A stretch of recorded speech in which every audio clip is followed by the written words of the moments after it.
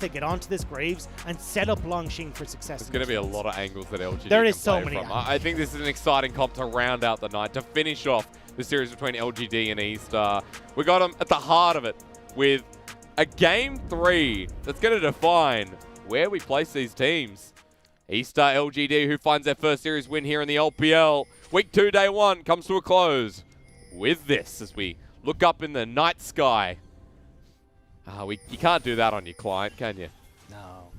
Now we didn't even know where we are. Well, in the middle of the rift. How about that? The cameraman just tripped again. Yeah, he fell upwards again. Alrighty. Guys, welcome back as eStars are taking us into this Game 3 with a bit of an invade. Trying to get the vision control down and spot where Peanut is going to be. So Peanut will have his work cut out from us. It looks like Wei is just trying to get full control of this jungle, and definitely with the Graves he will have the advantage there. So I'll be interested to see how Peanut approaches this. I personally would like to see him start on this bottom side, go up towards the top lane, and a little bit of a tendering towards a more full clear. So as Langx gets a bounce back on this top wave, he can actually look for a gank onto Xiaobai. Okay. Watch for that topside roam as eStars are doing it once again. They've made the journey throughout and now they're back. Ward going to be taken here by Wink, so a small XP advantage, but of course not really time for a leash as Peanut starts on his topside blue while Invade here on the red full way. Kramer and Mark will have to play very passive in this bottom lane now. I mean, you've already got a fairly passive lane, but definitely not wanting to push this in because you have the opportunity for Wei to come down. Xiaobai can play very far up and aggressive here, as you can already see. And there's always a threat of Wei coming down to this bottom side now. I guess for Yuumi and Ezreal, though, you feel okay. We'll touch on that in a second. Notice we have the item cooldown, item CDR cooldown here for Fenfen as his last option in the domination tree. Well, bit of transcendence there for the cooldown reduction at level 10. I like this because in the LPL, who made Predator Galio famous? It was Mr. Old Doinby. And you pop Predator, hold down W, and run into the enemy team. And it's really hard to walk away from. So a nice little interaction to look forward to, folks. And it is very much about playing to... Oh, he will. Peanut will get spot on the word there, but it's all about Fenfen as well, trying to close the distance as soon as possible onto LGD. But it's more about getting onto the likes of xiye, because Kramer's going to be fine in just arcane shifting away from a lot of these engages. It's trying to lock down Langx and xiye and see if they can be a nuisance in that way. Hey, Nuisance is way in the bottom lane right now. Between waves as this Fenfen massive well. one is crashing in. Yeah, double TP. Mid-channeled first actually on the side of LGD as Weiwei has to back away. It's only a red card as the hook lands onto a minion, unfortunately. And both mid laners say hi, then bye. They will back off, but look at where Peanut is right now. He's shoved in that mid lane. So now you get the opportunity to at least get a bit more of that lane experience onto Peanut, push him ahead in a CS or experience advantage. And you're not going to miss out on too much here as xiye, because you still get back to your wave before Fenfen can push it. Dodge away from Kramer there in the bottom lane as well. First bit of turret plating of the game goes to Wink and Xiaobai in this bottom lane.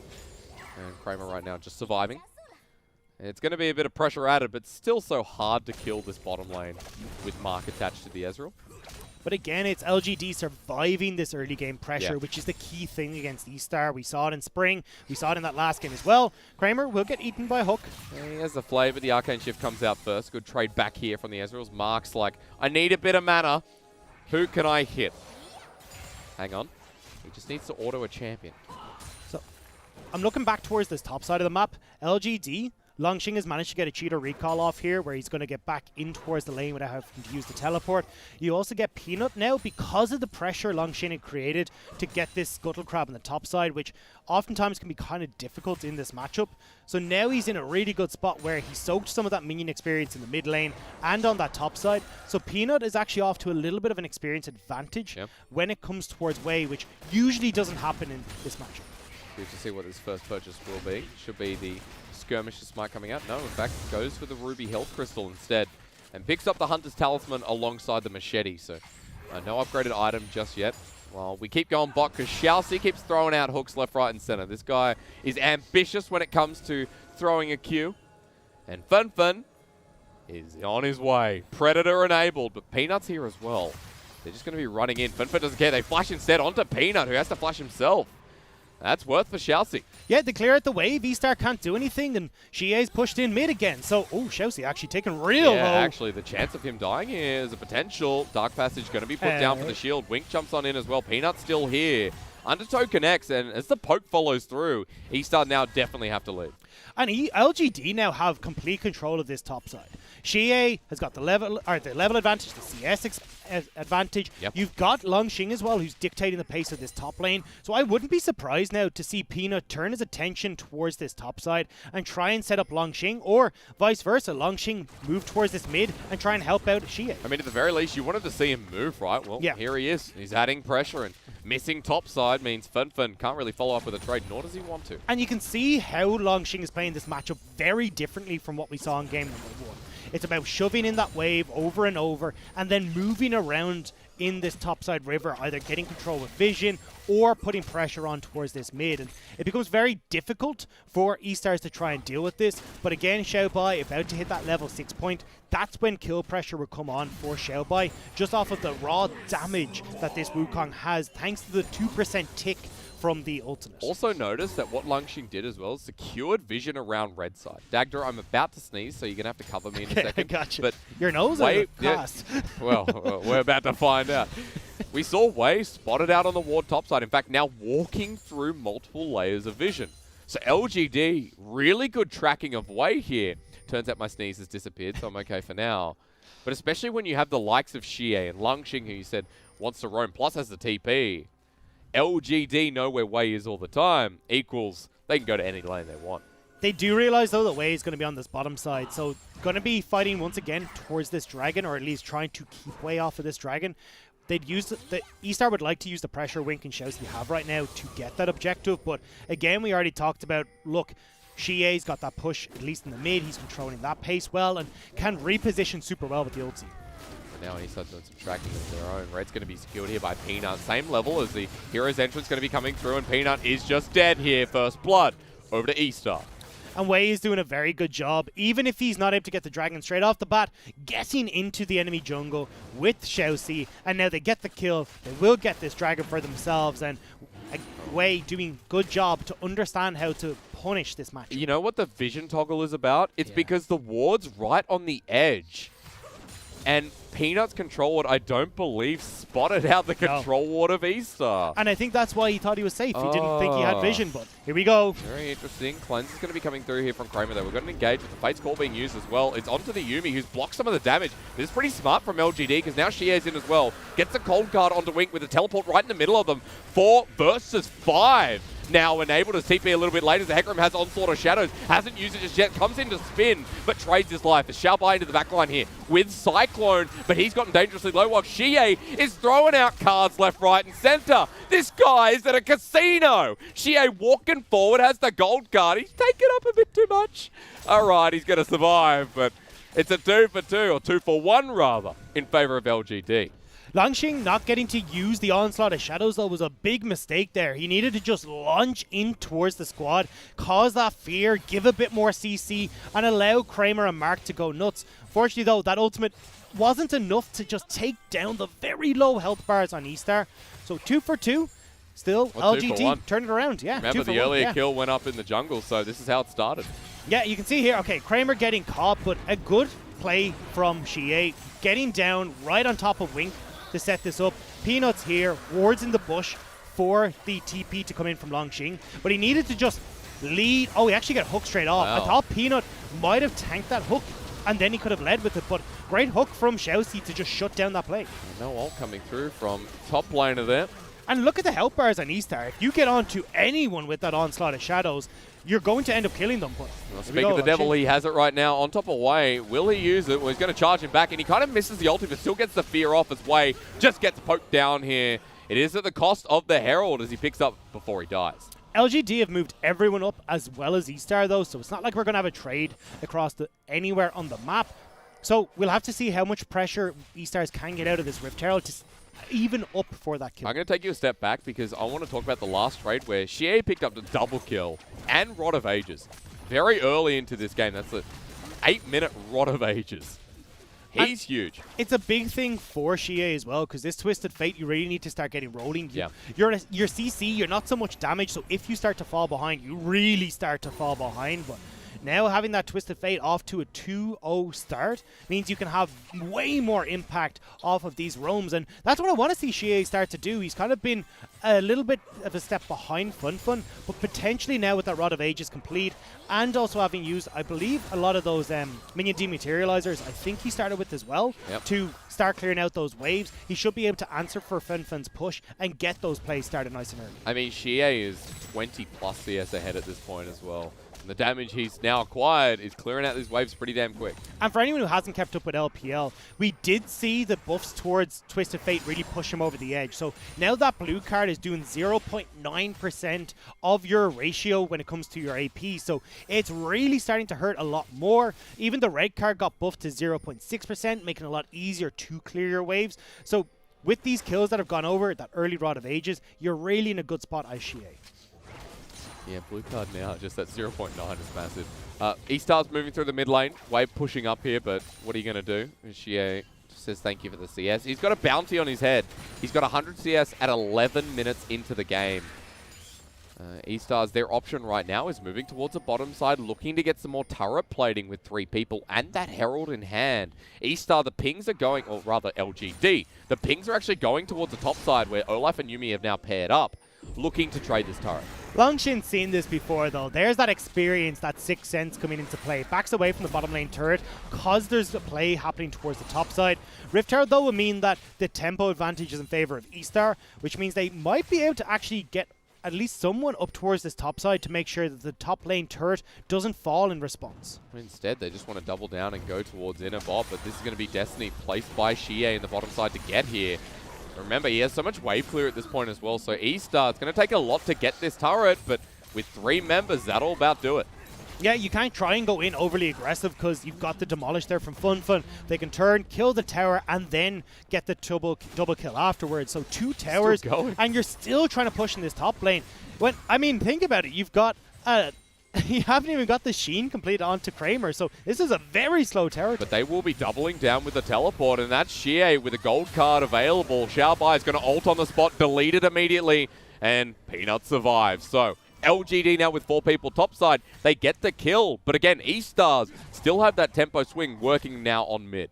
And a lot of turret plates are starting to be shared across the map now. You've got those on the bottom side. Fenfen now picking up a few for himself as well. But when we look at the grand scheme of things, and we talked about how eStar want to be utilizing their pressure nice and early, making sure that they can set up for these big engages with Xiaobai and Fenfen, having these turrets down is going to make such a big difference to them. Massive gold injections in towards Fenfen and Wink will put them quite far ahead. And Dragons to boot. eStar can look to make fights nice and early at this sole point objective, and LGD will be forced to go aggressive. I mean, he's still going top. We've still got 1 bit of turret plating holding the turret there, and Xiaobai is going to defend it. So that's 2 turrets in the bottom side, including inner. That's 2 plates mid, defending top and the dragon here for eStar. Gold pretty much even in a game that was being led by LGD's early aggression towards the bottom lane and the lead that xiye built up. And eStars can exploit this super well because you can push in very far as the likes of Xiaobai in this bottom lane and have Fenfen dictating if he wants to move down to help out there to potentially get the kill on towards Langx. Or just vice versa, have it create pressure mid so then you can have Xiaobai join in from behind them.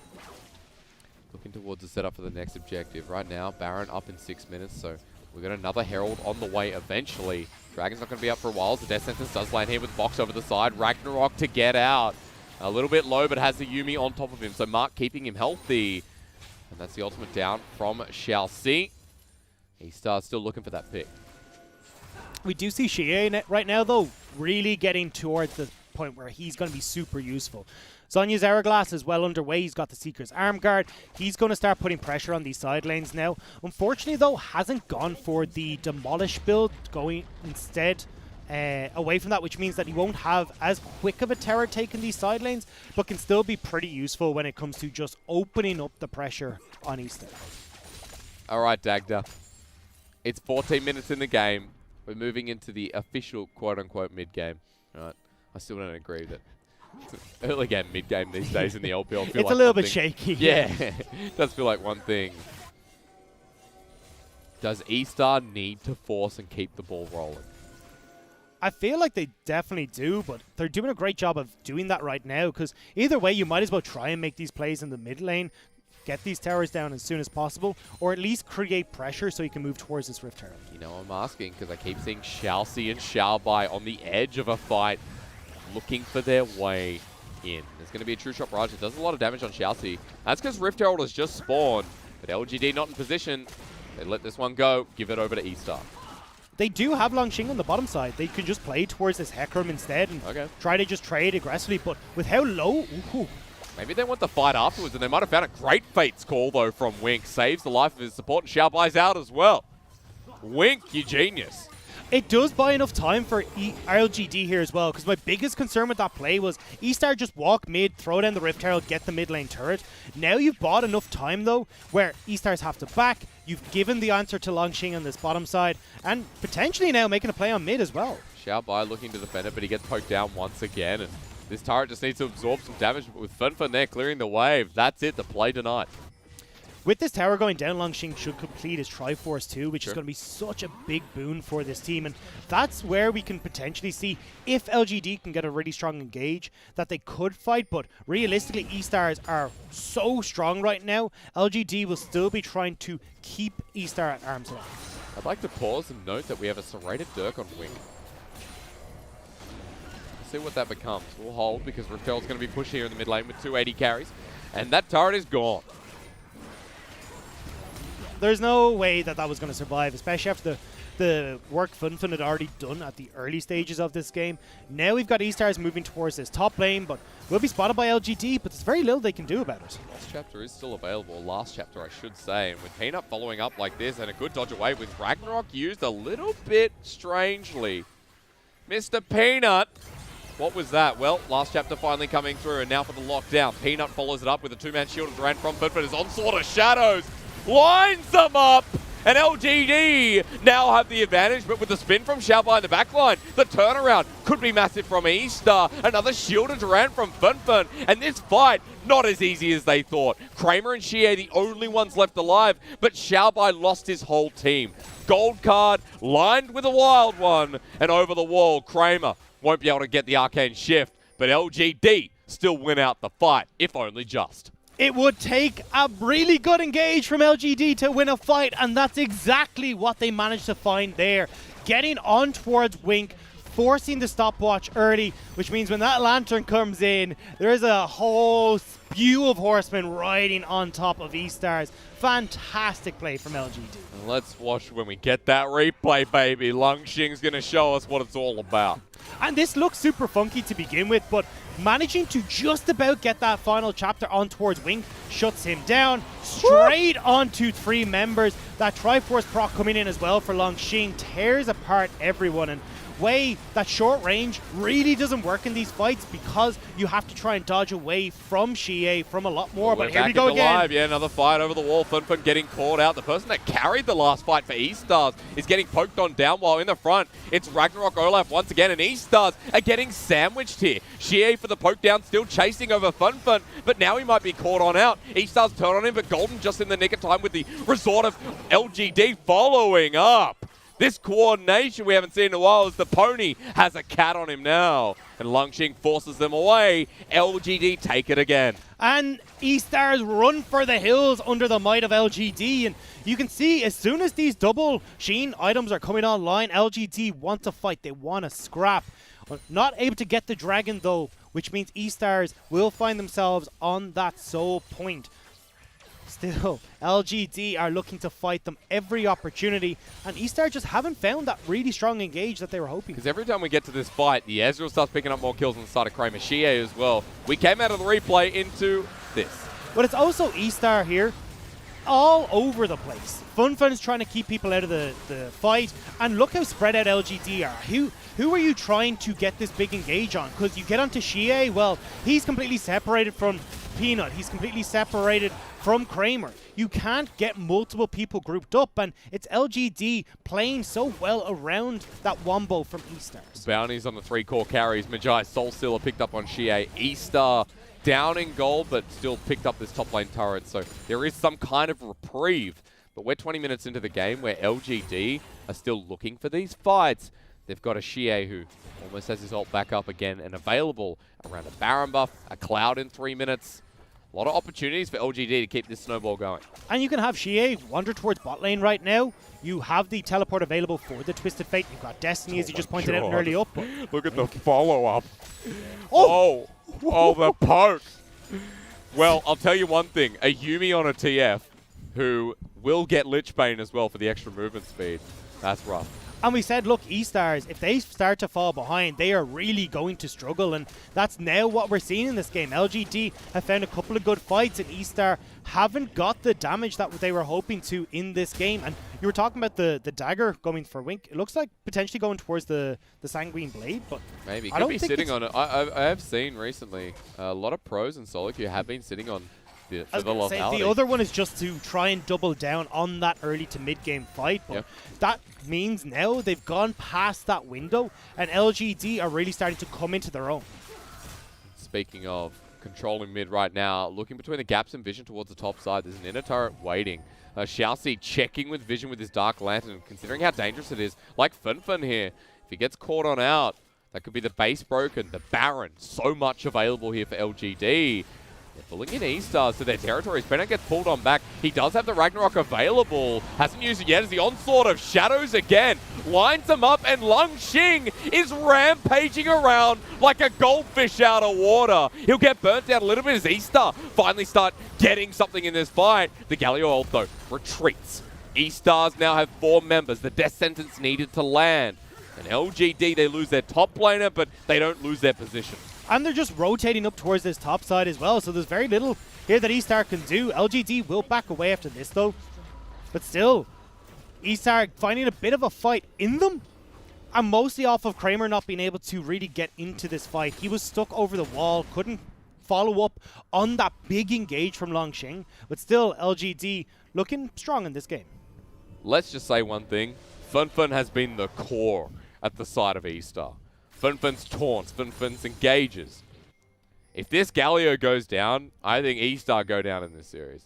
It's a multiple of different things here. You got a lot of damage between the top, jungle, and mid, but Peanut nearly getting caught out here. Langx finds a brilliant engage, but look at where Kramer is. He ends up getting caught out by Fenfen and by Xiaobai. He goes over the wall, and a lot of that damage is now missing from this fight. And there's not enough when you've only got Peanut, pretty much a non-factor when it comes to damage. We already noted that xiye, even though he's a far ahead, is a Twisted Fate, doesn't have the damage to carry this. So as long as Kramer is separated from these fights, eStar do have a chance, even with Wink going down, because you've got way to carry that damage on the eStar side of things. They might be caught out here, Dagda. I mean, Xiaobai in a bad position, takes so much damage. True Shot Barrage comes through, almost kills him as Arcane shift forward, and Kramer showing us how big he really is. And it guarantees LGD that dragon. They're going to be able to move over 10 seconds on that. Means that there's no fight from eStar. And it really feels like this poke from Kramer and from Mark is becoming obnoxious for eStars to deal with. I mean, eStars, again, this is just like Game 2. They were on the verge of I think it was an Infernal Rift last game. They never got there. LGD picked up Dragon. After Dragon, they stacked the same element. They have a Cloud Dragon, Dagda. They have the ability for 40% ult CDR on a TF and Ezreal. As Onslaught of Shadows, yeah, that'll also get buffed. Out goes Langx. That's a big cooldown he has to deal with for now, but helps with the extra 10%. It's not even that much of a cooldown, and I'm actually curious to see the build that's coming out from Langx going towards the Sterak's Gauge instead. Usually we see the Death Stance build because obviously you've got that built-in sustain into the kit, the 10% CDR. It tends to be a better item, and honestly I would have preferred to see it in this game, although yeah, I'm not sure why he's gone for the Sterak's here. You know what you wanted? You wanted the Yomas, right? I wanted the Death Stance. Nah, you wanted I definitely wanted Death Stance. You said Death Stance, you wanted Yomas. That's true. Hecarim or one-shot build, man. And then you just put the Yuumi on him for the zoomies, and you just go for it. I mean, every time Yuumi presses E, he gets AD, right? because of the mounting, what's it called? Mounting dread? Yeah. No. Well, you just say yes because I said I do, it. 100%, yeah. Yeah, because it's just to, right. just to move the conversation Warpath. away. Warpath is his passive. I was doing a revision of Hecarim the other day. And you listened to Running in the 90s the entire time. Yeah, I did. Yeah. That and watching a Jin as we found Xiaobai caught on out. Now, Destiny has been used once again, but to where? I think it wasn't actually used whatsoever. As TP's being used, look at this flank that's been set up here. Xiaobai, flash blaze, but misses. Xiaobai in a great position, but on top of the Olaf, he's just going to heal on up as Kramer's poking from the side. In the backline, the pony goes at it yet again. Xiaobai with a suboptimal ulti, and at least for eStars, they get the Hecarim. But the problem is now xiye's joined in, and Fenfen is going to die. That for LGD is worth, and that for LGD is the Baron, and could be the game. You still have Wei alive, though. They need to be careful, because level 12 versus level 11 for Peanut, there is the opportunity for Wei to make the hero play, but he is so far away from the Baron right now. Now, granted, this is not going down as quick as it would with like an Aphelios, and even that Hecarim alive, but no contention here for now. Over a control ward, look at where Wei is. He'll be spotted out, but xiye's on zone patrol. And he's got the cat attached. There's no way Wei is getting into this pit. There goes the Baron. Yeah. And honestly, it feels like the chances of eStars in this game are slipping away with this. Oh no, he couldn't back. There we go. Finally, we'll watch this one again because eStars initiated it. Xiaobai just missing out on the flay. And really, an uncharacteristic mistake from Xiaobai. If I was to put my money on any support being able to make that play, it would have been Xiaobai. And True.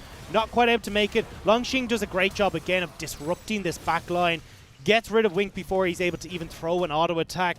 And then you've got Xiaobai straight in with the Destiny to follow up on the play. This is LGD. The coordination in these team fights, the decision making has been so good in securing these victories. The roster's finally come forward, right? As Onslaught of Shadow is going to come through in the top lane. Now remember, Galio can defend against MR, but never mind because he's got support. Steric's Gage going to come in handy, but with a nice taunt, Langx is going to go down for his 5th death of the game. So a big pick here for eStar, but Baron's still in the hands of the 4 others. It's Langx overextending. You can see xiye wasn't quite in a position now. They will answer for the mid, but TP. Peanut has found Wei, but they're looking for Kramer in the mid lane. Fenfen still hasn't been spotted out, but now he will with a bit of movement speed. The Justice Punch predicts where Kramer's going. He'll cleanse out of the way, but still, the damage isn't enough. No, he arcane shifts away, and Yuumi, another champion, to add to that great list. As the double kill already goes over to Kramer, and for LGD, the nail in the coffin seems to be with it. Triple, make it a quadra. You know they'll give it to him as no, Mark. That's your new 80 carry, brother. You don't want to do that. You need to be making friends right now. You're not supposed to be taking away the quadra kills, but LGD will end the game off of that play. I mean, you'd hope so. There's no other way they can't. As Langxing's back alive, he'll TP in. The death time is quite short on Xiaobai and Xiaobai, but look at the push coming through here. All 5 members running up mid. The chase on Wei, the chase on Xiaobai. The gold card lands, does half his health to xiye, goes golden, buys a bit of time, will die in the end.